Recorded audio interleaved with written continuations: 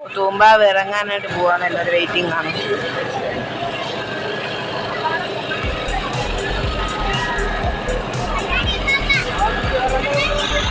ഈ ഷെട്ടിനുള്ളിലാണ് ഈശോയെ സൂക്ഷിച്ചിരിക്കുന്നത്. വർഷങ്ങളോളം പഴക്കമുള്ളൊരു സ്വരൂപമാണ്. പോർച്ചുഗീസുകളിൽ നിന്ന് സമ്മാനമായി ലഭിച്ചതാണ് ഇടവകയ്ക്ക്. അതിൻ്റെ ഡീറ്റെയിൽ ചരിത്രം ഞാൻ പിന്നാലെ പറയുന്നുണ്ട്. വീഡിയോ സ്കിപ്പ് ചെയ്ത് കണ്ടു കഴിഞ്ഞാൽ ആ ഡീറ്റെയിൽ ചരിത്രം നിങ്ങൾക്ക് അറിയാൻ കഴിയും. ഇപ്പോൾ ഇവിടെ ഷെഡ് തുറന്നുകൊണ്ട് ഇപ്പോൾ അതിനുള്ളിൽ നിന്നും ഈശോയുടെ സ്വരൂപം പുറത്തേക്ക് വരും. അപ്പോൾ അതിലത് അകത്ത് പോയി ബ്ലസ് ചെയ്തിട്ട് വന്നിട്ടുണ്ട്. ഇപ്പോൾ ബ്ലസ് ചെയ്തതിന് ഇപ്പം തന്നെ ഡോർ തുറക്കുന്നതാണ്. ഫാദറൊക്കെ പുറത്തോട്ട് ഫാദറിൻ്റെ ശിങ്കിടിമാരില്ല, അത് ഓൾട്ടർ ബോയ്സ് എല്ലാം പുറത്തിറങ്ങി. ഫാദർ വന്നിട്ടുണ്ട്. ഇനിയിപ്പോൾ ഡോർ അങ്ങ് തുറക്കും. തുറന്നിട്ടുണ്ട്.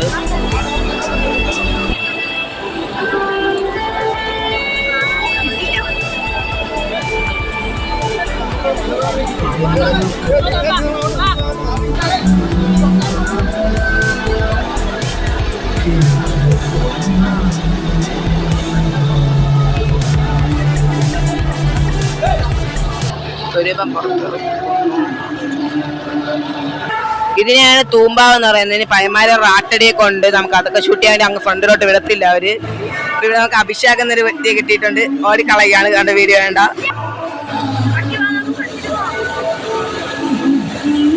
ഇവരൊക്കെ സ്വരൂപം പൊക്കാനായിട്ട് നിൽക്കുന്നവരാണ്.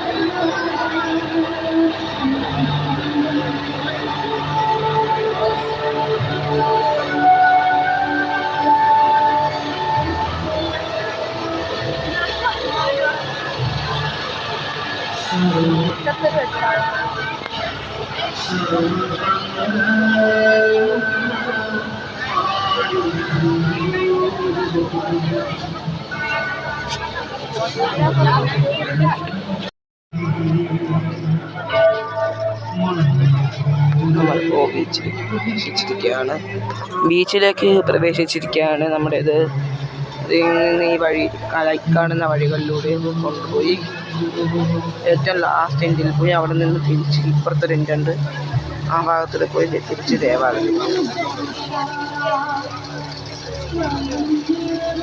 അതാണ് ഇനി ചെയ്യുന്നത്. പിന്നെ പാദം പണിയൽ എന്നൊരു പ്രോസസ്സിംഗ് ഉണ്ട്. അതായത് ആൾക്കാർ മുട്ടുകുത്തി നിൽക്കാൻ മേലുള്ളിൽ ഈ തൂമ്പാവ് കൊണ്ടുപോകും. പാടിയിലൂടെ നമ്മൾ മുത്തം വയ്ക്കും. ആ രീതിയിലുണ്ട്. അതുപോലെ തന്നെ ദേവാലയത്തിൽ നിന്ന് മുത്തം വെക്കുന്ന രീതിയൊക്കെ ഉണ്ട്. അതൊക്കെ ഒന്നും നമ്മളെടുത്ത് വീഡിയോ ദീർഘിപ്പിക്കുന്നില്ല. ജസ്റ്റ് ചരിത്രം പറഞ്ഞുകൊണ്ട് വീഡിയോ അവസാനിപ്പിക്കുകയാണ്. ഇവർ ആട്ടെടുത്തുകൊണ്ടിരിക്കുകയാണ്. ബീച്ചിലേക്ക് വളഞ്ഞു വരികയാണ്, വളച്ച് കയറ്റുകയാണ്. ഇവിടെ അത് റാട്ടടിച്ചുകൊണ്ടിരിക്കുന്നതാണ് നിങ്ങൾ കാണുന്നത്. റാട്ടടി എന്ന് പറയുന്നതാണ് നേരത്തെ തന്നെ പറഞ്ഞില്ലേ, അറിയാത്തവർക്ക് വേണ്ടിയാണ് ഒന്നും കൂടി റിപ്പീറ്റ് ചെയ്തത്. നല്ല ശബ്ദത്തോടുകൂടെ വെൽക്കം ചെയ്യുന്ന രീതിയാണ്.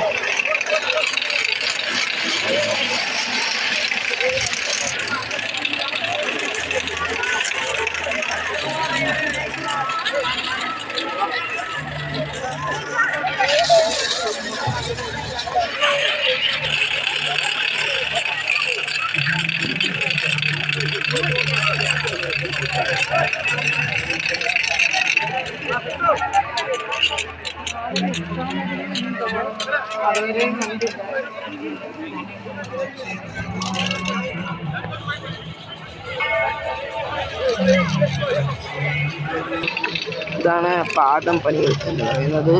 ഇങ്ങനെ എല്ലാവരും വരിയായിട്ട് പുറകെ പോകുന്നതിന് വോളണ്ടിയേഴ്സ് അടിച്ചടിച്ച് വിട്ടുകൊണ്ടിരിക്കും. നമ്മൾ പുറകെ പോയി അവസാനം അത് നമ്മുടെ മേലിലോട്ട് കൊണ്ടുവന്ന് നമ്മൾ മുത്തം വയ്ക്കും. ഇപ്പോൾ ഈ പാദം പണി നടക്കുന്നതിനായിട്ട് ടൈം എടുക്കുന്നത് വളയാനായിട്ട്, ആക്കാട്ടുള്ളിലൂടെ കൊണ്ടുപോകാനായിട്ട് ടൈം പിടിക്കും. അതാണ് വളഞ്ഞ് വരാനായിട്ട് ടൈം പിടിക്കുന്നത്. ഇത് പയ്യെ എല്ലാവരും മുകളിലൂടെ പോകും. ഇപ്പോൾ വളഞ്ഞു വന്നിട്ടുണ്ട്.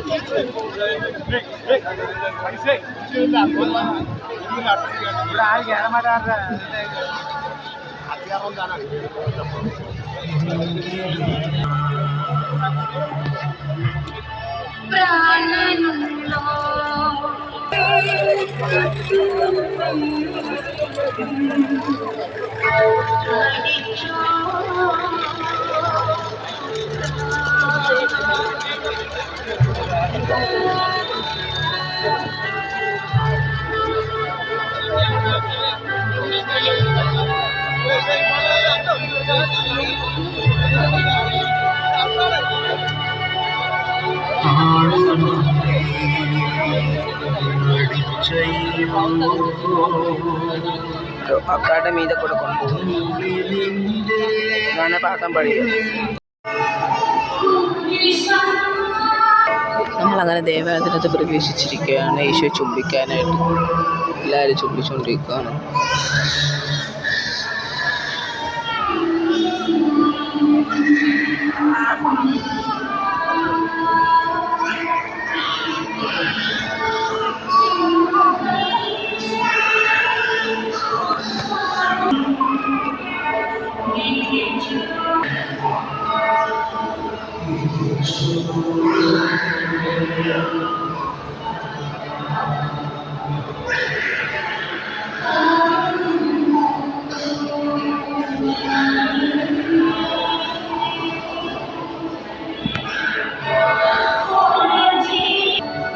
Thank you. ചരിത്രം അറിയാം കരിങ്കുളത്തിൻ്റെ. കുറേ വർഷങ്ങൾക്ക് മുമ്പ് ഈ കരിങ്കുളത്ത് എന്ന സ്ഥലത്ത് പോർച്ചുഗീസുകാർ വന്നൊരു ദേവാലയം പണിതിട്ടുണ്ടായിരുന്നു. അതാണ് നമ്മൾ ആദ്യം കണ്ട ആ ദൃശ്യം. ഈ ദേവാലയം പണിത് നിറയെ വർഷങ്ങൾ കഴിഞ്ഞു. ഈ ദേവാലയത്തിൻ്റെ തുടർച്ചയായിട്ടാണ് പോർച്ചുഗീസിൽ പല രൂപങ്ങൾ ഇങ്ങോട്ടേക്ക് എത്തിച്ചു തുടങ്ങിയത്. അങ്ങനെ ആദ്യം ഫാത്തിമ മാതാവിൻ്റെ സ്വരൂപമാണ് ഇവിടെ എത്തിച്ചത് പോർച്ചുഗീസുകാർ. ഫാത്തിമ മാതാവിൻ്റെ ആ സ്വരൂപം എത്തിച്ച് അതിനുവേണ്ടി കുരിശിലേക്ക് പണിതു. ആ ദേവാലയമാണ് കണ്ടത്. അതിനുശേഷം തന്നെ ഈ നാട്ടുകാരുമായിട്ട് പോർച്ചുഗീസിന് നല്ല രീതിയിലുള്ള അടുപ്പങ്ങളുണ്ടായി. പിന്നെ ഈ കൊണ്ടുവന്നതാണ് നമ്മളിപ്പോൾ കണ്ട സ്വരൂപം. അതിൽ ആ ടൈമിൽ നല്ല ഒറിജിനൽ യേശു കിടക്കുന്ന ഒരു രീതിയായിരുന്നു. ഒരു റിയൽ മനുഷ്യനെ അവിടെ കിടത്തിരിക്കുന്ന രീതിയിലും കുട്ടികളും വലിയവരും പേടിച്ചു പോകുന്ന രീതിയിലൊരു രൂപമായിരുന്നു ആദ്യം അവർ കൊണ്ടുവന്നപ്പോൾ, പോർച്ചുഗീസ് കൊണ്ടുവന്നപ്പോൾ. ഇപ്പോൾ അതിൻ്റെ പെയിൻറ്റിങ് ഒക്കെ മങ്ങി നമ്മുടെ നാട്ടിൽ കുറഞ്ഞ ഏഷ്യൻ പെയിൻറ്റ്സ് നിപ്പോണൊക്കെ അടിച്ച് മാറ്റിയപ്പോഴാണ് ഇപ്പോൾ ഇതൊരു ഡമ്മി ബൊമ്മ പോലത്തെ കാണുന്നത്. ആദ്യം ഞാനും കണ്ടിട്ടുണ്ട് എൻ്റെ കുഞ്ഞുപ്രായത്തിൽ. റിയൽ ഐറ്റം നമ്മൾ തൊട്ടടുത്ത് പോകുമ്പോൾ തന്നെ പേടിക്കും, നല്ലോണം പേടിക്കുന്നത്. ഈശോനെ എങ്ങനെ നമ്മൾ തൊടുമെന്ന് പേടിച്ച് പോകുന്ന ഒരു രീതിയിലൊരു രൂപമായിരുന്നു ആദ്യം ഉണ്ടായിരുന്നത്. അതിനെ ഇപ്പോൾ മാറ്റി പിടിച്ചിട്ട് പെയിൻറ്റിങ് കൊടുത്തപ്പോൾ നമ്മുടെ ഇന്ത്യയുടെ ലോക്കൽ പെയിൻറ്റൊക്കെ കൊടുത്തതാണ് ഇപ്പോൾ അതിങ്ങനെ കാണുന്നത്. അപ്പോൾ വർഷങ്ങളായി, 1800 സംതിങ്ങിൽ കൊണ്ടുവന്നതാണ്. ഏകദേശം 100 വർഷത്തോളം പഴക്കമുണ്ട് അതിന്. 100 വർഷത്തോളം പാരമ്പര്യമായിട്ടുള്ള ഒരു ഇതാണ് ഈ തൂമ്പ പ്രദക്ഷിണം എന്നത്. ആൾക്കാരുടെ തോളിൽ കയറ്റി ഇത് കൊണ്ടുപോകുന്നത്. അതിനുശേഷം ആ പഴയ പള്ളിക്ക് മിസ്റ്റേക്ക് വന്നപ്പോഴേക്കുമാണ് പുതിയ പള്ളി നിർമ്മിക്കുകയും പുതിയ കല്ലറ, ആദ്യം സെമിത്തേരിക്കകത്തൊരു കല്ലറയുണ്ട്, അവിടെ കൊണ്ടുവയ്ക്കുമ്പോൾ യേശുവിൻ്റെ ശബ്ദം കേട്ടിട്ടുണ്ടെന്ന് ചിലർ പറയുന്നുണ്ട്. പണ്ട് മുടി വളർന്നു വരും. ഇത് ഈശോനെ എടുക്കുമ്പോൾ ആദ്യം ഒരു റെഡ് കളർ മുടി ഉണ്ടായിരുന്നു, താഴോട്ട് ഗോൾഡൻ മുടി ഇങ്ങനെ വളർന്നു വരും. വർഷം കഴിയുന്നത് വളരും. മുടിയില്ലാത്തവർക്കൊക്കെ അതെടുത്ത് തലയിൽ ഇങ്ങനെ വയ്ക്കുമ്പോഴേക്കും മുടിയൊക്കെ വളരാറുണ്ട്. അങ്ങനെയൊക്കെ ഞാൻ പറഞ്ഞ് കേട്ടിട്ടുണ്ട്. അല്ലാതെ കല്ലറയിലിരിക്കുന്നതിന് ഒരുമാതിരി പേടിപ്പിക്കുന്ന രീതിയിൽ കല്ലറയിൽ നിന്നൊരു ശബ്ദം കേൾക്കുമെന്നൊക്കെ ചിലരൊക്കെ പറഞ്ഞ് കേട്ടിട്ടുണ്ട്. അങ്ങനെ പല ചരിത്രങ്ങൾ ഒളിഞ്ഞൊരു രൂപമാണിത്. Thank you for watching.